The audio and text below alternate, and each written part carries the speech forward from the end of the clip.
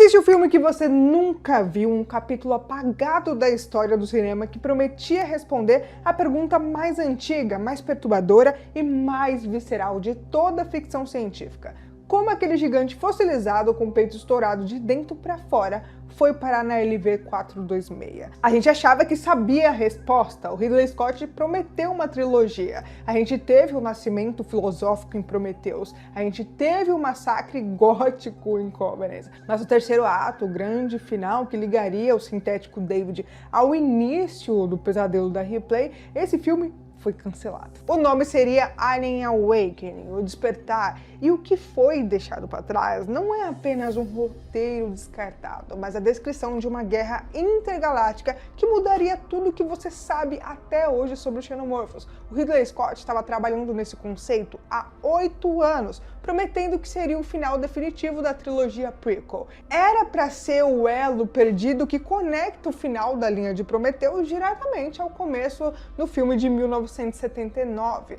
Mas com o lançamento de Alien Romulus e também de Alien Earth, esse roteiro praticamente virou uma lenda urbana. Mas se prepara, porque hoje a gente vai reconstruir as ruínas desse filme que nunca existiu e descobriu porque que a Disney e a 20th Century Fox ficaram com medo de mostrar esse fim dessa história aí. Mas antes de eu começar, eu tenho um recadinho aqui pra vocês, tá? Se você quer comprar coisas em conta, clica no link aqui do grupo na descrição, que é um grupo que eu também uso, tá, galera? Eu solto várias promoções pra vocês lá e eu comprei várias coisas, luzes que tem aqui, esse microfone eu comprei pelo link porque, gente, vale a pena demais. E claro, não esquece de deixar aquele like aqui no canal e se inscrever também, porque é muito importante pra vocês receberem os próximos conteúdos que eu for postando aqui pra vocês. Então, bora pro vídeo.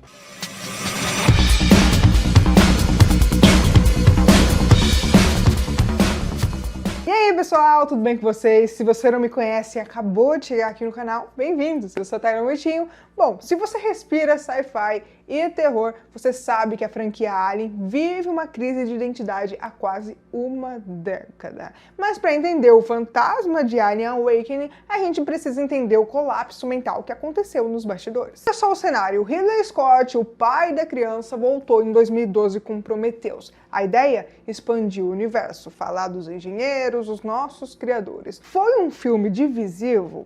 Foi, mas tinha ambição ali. Só que os estúdios olharam para os números e disseram: Ridley, cadê o monstro? O povo quer o bicho da boca dupla. O Ridley, numa tentativa de agradar o mercado, chamou Prometheus de um erro por não ter xenomorfos. E aí nasceu o Alien Covenant, a correção de curso. Em Covenant, eles inverteram a lógica. Se antes era 90% engenheiros e 10% monstros, agora era o contrário. E o resultado? O filme tentou agradar todo mundo ao mesmo tempo, misturando estilos, ideias ou propostas demais, e no fim acabou afastando boa parte do público que gostava.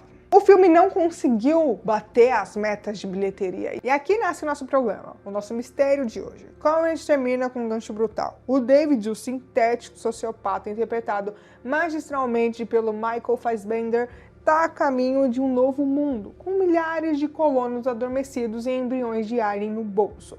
Mas como a gente sai desse final e chega lá no início do filme de 1979? Como o David, um sintético com complexo de Deus, se conecta com uma nave alienígena antiga caída numa lua deserta? A resposta estava em Awakening, e o roteiro desse filme descrevia um acerto de contas sangrento que a gente foi proibido de ver. Vamos dissecar o que seria esse filme. Segundo as poucas informações que vazaram e entrevistas do próprio Ridley Scott na época, Alien Awakening começaria exatamente onde a gente parou, mas com uma reviravolta de perspectiva. Lembra do Planeta 4?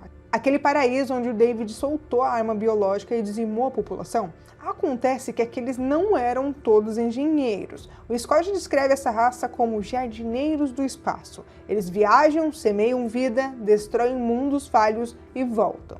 O filme abriria com o retorno de uma frota desses engenheiros. Imagina a cena. Eles voltam para casa depois de milênios, esperando ser recebidos como heróis e encontram um cemitério planetário. Tudo morto. E no centro disso, um rastro de um sintético humano.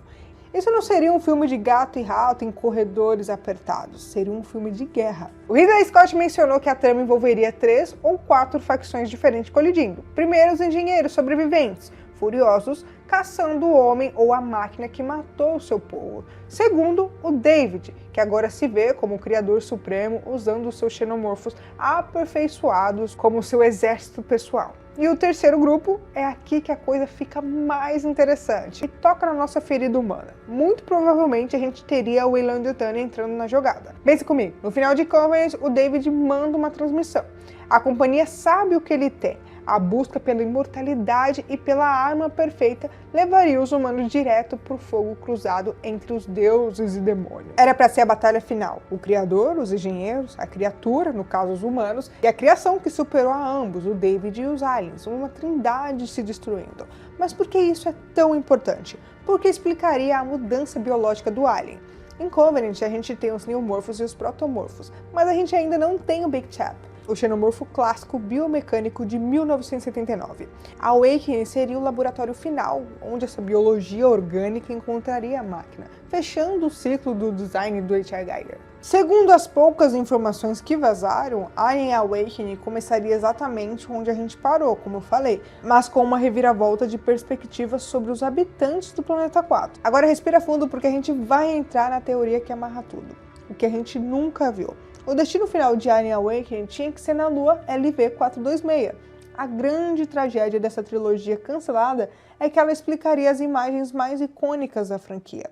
A teoria mais forte, e que era o rascunho lógico do Scott, é que no final dessa guerra entre os engenheiros e o David, o engenheiro tentaria fugir, ou talvez tentar roubar a criação do David para usá-la como arma contra outros inimigos. Ele carrega a nave dele, aquele formato de ferradura com os ovos que o David criou, mas ele não escapa ileso durante o voo, ou talvez antes mesmo dele decolar, ele é infectado, o facehugger abraça ele. Ele pousa na LV-426, talvez tentando fazer uma quarentena, talvez caindo, e ele senta na cadeira de piloto e envia um sinal de aviso. O peito dele explode e aí a gente já sabe, o Space Jockey morre e a nave fica lá, esperando por milhares de anos ou talvez apenas por alguns anos. Esse tira a magia cósmica e transforma tudo em um erro de laboratório de um sintético com problemas paternos? Para alguns fãs, sim. Para outros, a conclusão é poética de que nós criamos nossos próprios demônios. E tem mais uma camada de horror aqui. Vocês lembram da Ordem Espacial 937? Aquela do computador da Mother tinha? Trazer o organismo de volta, tripulação dispensável. Se a Weyland-Yutani estava envolvida na guerra de Awakening, eles sabiam que aquela nave caiu lá. A Nostromo não foi um acidente. A empresa mandou os caminhoneiros espaciais para a morte porque eles já estavam rastreando o resultado da guerra do David há anos. Alien Awakening transformaria o filme de 1979 não em um encontro casual com o azar, mas um capítulo final de uma conspiração corporativa.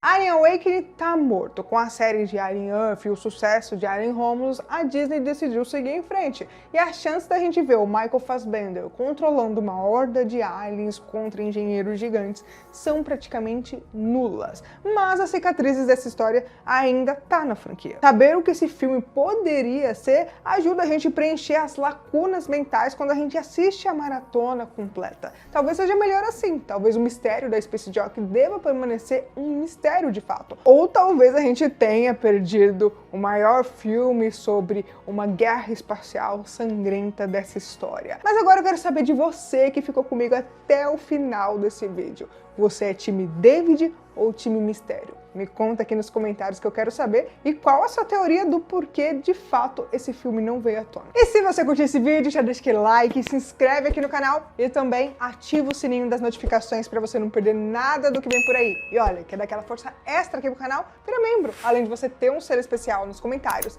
e lives, o seu nome pode aparecer aqui nos próximos vídeos e além disso, você assiste tudo em primeira mão. E não sai daí, hein, porque tem mais conteúdo insano esperando por você. É só clicar no vídeo e vai estar aparecendo aí na tela agora. E bom, por hoje é isso. Um grande abraço e até o próximo vídeo.